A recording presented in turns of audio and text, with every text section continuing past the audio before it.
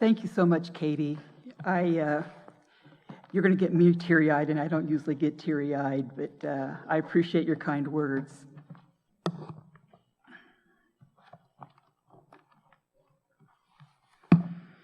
You know, when I said I would do this, it seemed like a good idea, but now here I stand here, trembling with butterflies in my stomach, and I'm thinking, what am I doing here? This reminds me of a story I once heard about a man who was walking in the woods when he became aware that there was a bear following him.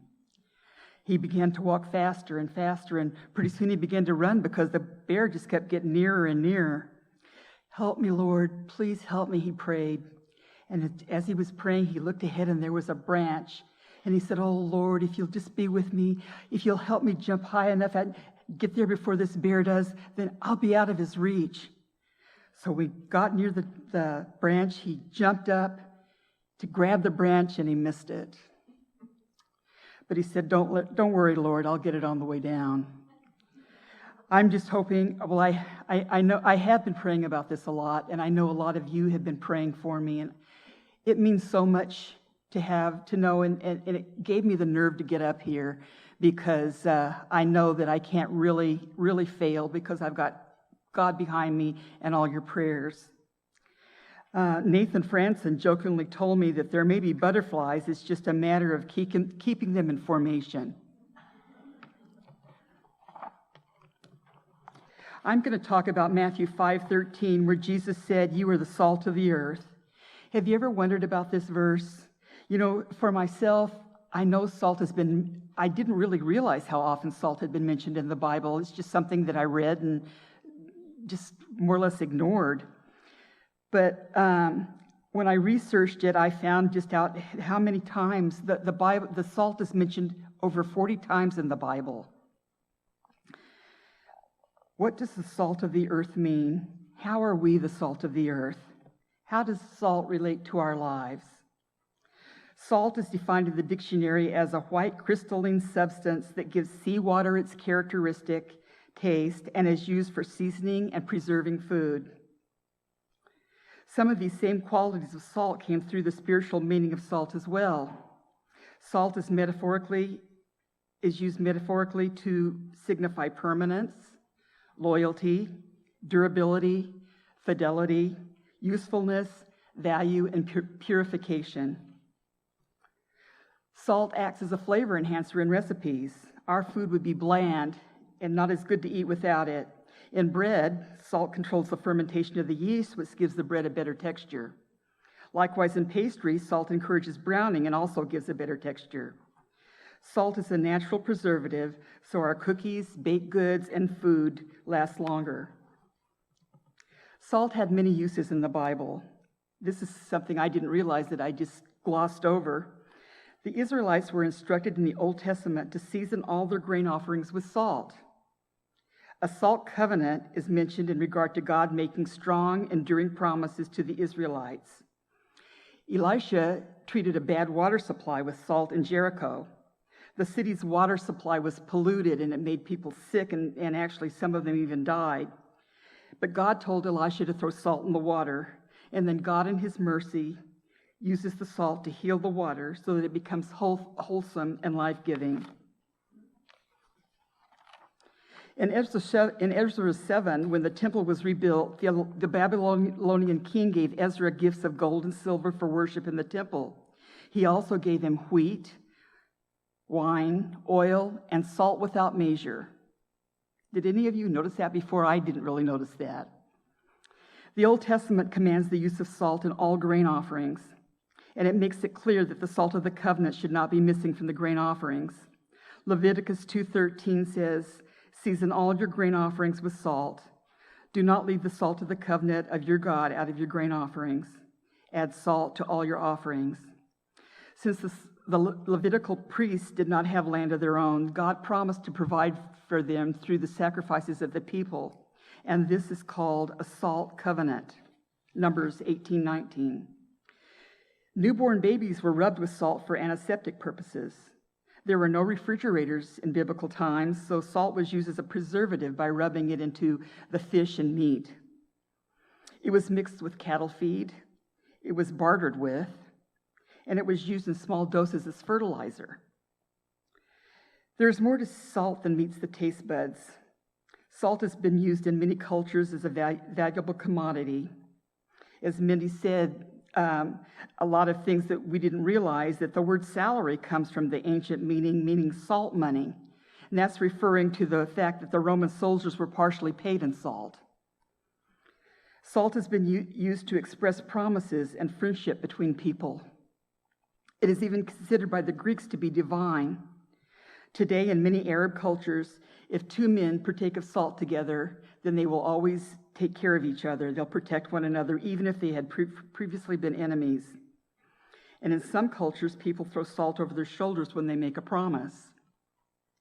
In the ancient world, ingesting salt was a way to make an agreement legally binding.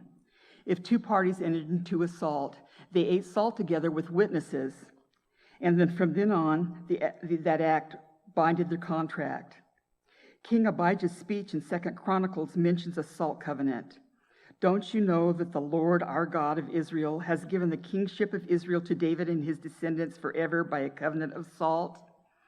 Here, Abijah refers to the strong, legally binding promise of God to give Israel to David and his family. The idea of salt carries a great deal of meaning because of the value of salt. Today's salt is easy to come by for us. Like Mindy said, it's produced right here in our own city. And so we don't need it, and we don't need it as a preservative because we have refrigerators to take care of that. But the people of Jesus' time, salt was an important and precious commodity. So when Jesus told his disciples that they were the salt of the earth, he meant that believers have value in the world, and that we're to act as a preservative in our communities and to our fellow man. The salt covenant is never explicitly defined in the Bible, but we can infer from the understanding of salt's value and the context in which a salt covenant is mentioned that it has much to do with the keeping of promises and with God's goodwill toward man. The covenant of salt also symbolizes loyalty, honesty, and it represents that which is a lasting or preserved covenant. Jesus opens the Sermon on the Mount with the Beatitudes of the kingdom. The Beatitudes teach us the type of characters a Christian is to have. Turn with me to Matthew 5, starting in verse 1.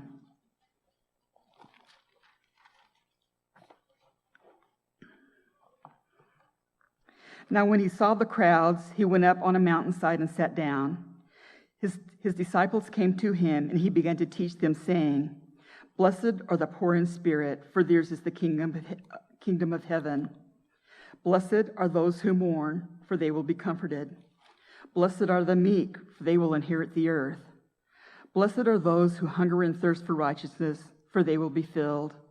Blessed are the merciful, for they will be shown mercy. Blessed are the pure in heart, for they will see God. Blessed are the peacemakers, for they will be called sons of God. Blessed are those who are persecuted because of righteousness, for theirs is the kingdom of heaven. In Matthew 5:13, Jesus goes on to say that you are the salt of the earth, but if the salt loses its saltiness, how can it be made salty again? It is no longer good for anything but to be trampled upon by man. You are the salt of the earth. Notice he didn't say some of you might be the salt of the earth. His disciples are the salt of the earth. As his disciples, then we are the salt of the earth. The question is, how are Christians to be like salt? How is a Christian to be salty? Well, I'll tell you, it's not by acting the way the world thinks when they use the word salty, that is angry or resentful. Christians are not to be salty in a negative way, but in positive. There are at least 4 positive aspects of salt that we want to examine in order to help us understand how we are to be salt of the earth. Number 1, salt is distinct. Salt is one of the most distinct tasting spices in the world. It is a modern necessity for cooking. Often, if a dish tastes like something is missing, you can probably count on that it needs more salt. Likewise, Christians are to be distinct. That is, we're to be different from all those in the world around us. Just as salt gives a food a richer, more pleasant flavor, We too should enhance those around us. Colossians 4:6 says our conversation should be seasoned with salt. That is, it should be a conversation that is gracious, attractive, pleasant, and interesting. Consider what God has told us in 1 Peter 2:9 and 10.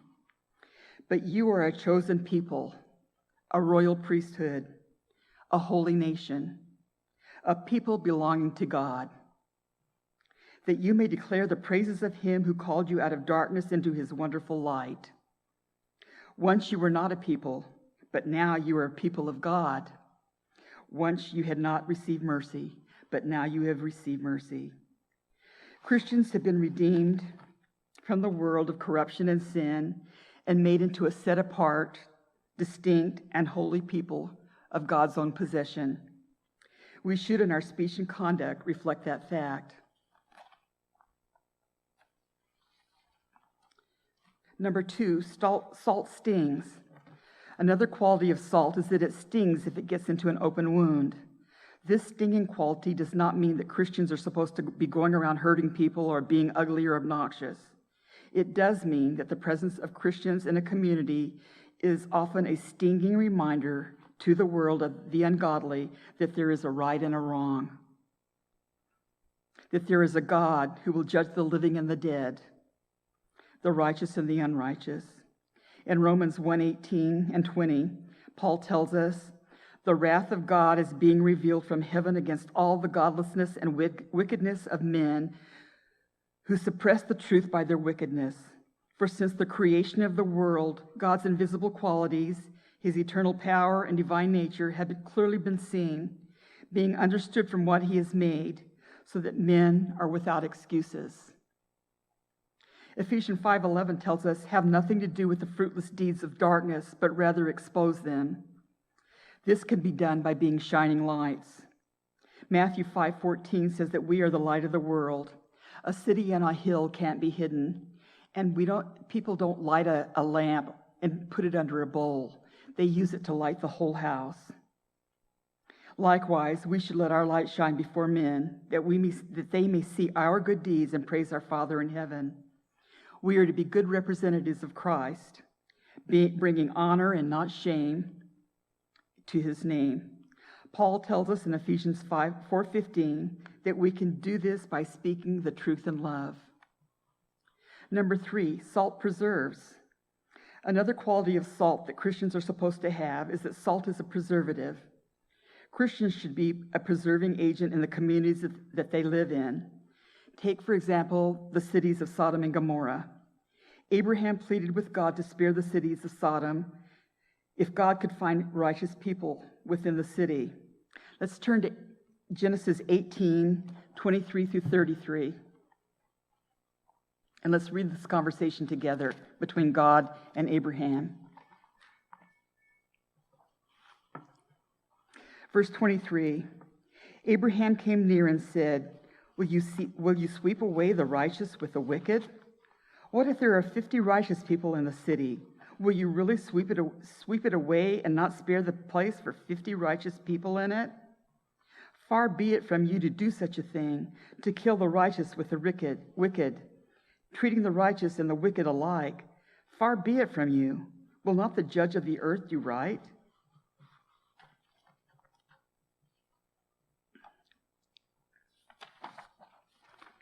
The Lord said, if I can find 50 righteous people within the city of Sodom, I will spare the whole place for their sake. Then Abraham spoke again. Now that I've been so bold as to speak to the Lord, though I am nothing but dust and ashes, what if the number of the righteous is 5 less than 50? Will you destroy the whole city because of 5 people? If I find 45 there, he said, I will not destroy it. Once again, he spoke to him. What if only 40 are found? He said, for the sake of 40, I will not do it. Then Abraham said again, may the Lord not be angry, but let me speak. What if only 30 can be found? Then he said, he answered, I will not do it for the sake of 30. Abraham said, now that I have been so bold as to speak to the Lord, what if only 20 are found there? He said, for the sake of 20, I will not destroy it. And then he said, "May the Lord not be angry, but let me speak just once more. Suppose 10 can be found there." And he answered, "For the sake of 10, I will not destroy it." Well, we all know the end of the story. 10 righteous people couldn't be found, and Sodom and Gomorrah were destroyed. Christians can have an incredible preserving power where they live if they are distinct and salty as they should be. If you don't think being a good Christian, the salt of the earth, is important, or that it makes a difference, think about for a moment for how Sodom and Gomorrah's story would have ended if there had only been 10 people who were righteous within it. Only 10 people. Number 4, salt creates thirst. The final positive quality of salt we want to consider is that salt creates thirst. We may not think that's a positive quality, but if you think of it spiritually, this is a good thing. Christians who are the salt of the earth should create a thirst for God in people who we interact with. But how is this done? I would say it starts by first having a good hunger and thirst for God yourself. At the start of the Sermon on the Mount, Jesus said, "Blessed are those who hunger and thirst for righteousness, for they shall be satisfied." Don't expect to have the thirst-generating quality of salt if you're not longing after God and His righteousness with your whole being. Jesus instructed us to live out the spiritual meaning of salt of the earth. He's counting on us to enhance the lives of others with our words and actions. We are to be a preservative in the world full of moral decay. Our spiritual salt should be pure and free-flowing. He's asking us to live a holy life for Him and to point others His way. In John 17, Jesus is praying to His Father for His disciples. It's a beautiful prayer. In verse 18, He says, "As you sent me into the world, I have sent them into the world." He goes on to pray, "I pray also that those who will believe in me through their message, that all of them may be one, Father, just as you are in me and I am in you. May they also be in us, those that the whole world may believe that you have sent me. I have given them the glory that you gave me, that they may be one as we are one. I in them and you in me. May they be brought to complete unity to let the world know that you sent me and have loved them even as you have loved me." Jesus sent us to be a blessing influence to the world, and Jesus prayed for us. That should make us all feel really good. I want to read a story now called The Starfish. A man was walking along a beach upon which thousands of starfish had been washed up. Left on the sand by the receding tide, the starfish were certain to die as the sun dried them out. The man also saw a boy picking up the starfish and flinging them back into the sea. Planning to teach the boy a little lesson in common sense, the man walked up to the boy and said, "I've been watching what you're doing, son. You have a good heart, and I know you mean well, but do you realize how many beaches there are around here and how many starfish are dying on every beach every day? Surely such an industrious and kind-hearted boy such as yourself could find something better to do with your time. Do you really think that what you are doing is going to make a difference?" The boy looked up at the man, and then he looked down at a starfish by his feet. He picked up the starfish and he tossed it back into the ocean. He said, "It makes a difference to that one." If just one sinner is saved by the saltiness of one of us, believe me, it makes a difference. Colossians 4:6 says, "Let your conversation always be full of grace, seasoned with salt, so that you may know how to answer everyone." Why does Paul tell us to season our conversation with salt? He means that our words should be tasty and delightful to people who may hear them. Be the salt and light to the world that spreads kindness through our words, our thoughts, and our actions. These embody God's goodness. We all need to understand that we don't need to be proficient in making speeches. We don't need to be the greatest preacher in the world. It's the things that we may not count important that we can do every day with very little effort, which make us the salt of the earth. Consider the following. Blessed are those who care and who are not afraid to show it. They let people know they are loved. Blessed are those who are gentle and patient. They will help people grow as the sun helps the bud to open and blossom. Blessed are those who have the ability to listen. They will lighten many a burden. Blessed are those who know how and when to let go. They will have the joy of seeing people find themselves. Blessed are those who, when nothing can be done or said, do not walk away, but remain to provide a comforting and supportive presence. They will help the sufferer bear the unbearable. Blessed are those who recognize their own need to receive, and those who receive with graciousness. They will be able to give all the better. Blessed are those who give without hope of return. They will give people an experience of God. In conclusion, Christians are likened to salt by Jesus because his followers are supposed to be separate and distinct from the world. We are to remind the world of sin and their need for God. We are to act as preserving agents in the community we live in. And we're to cause others who do not know Christ to thirst after him. Are you the salt of the earth? Thank you.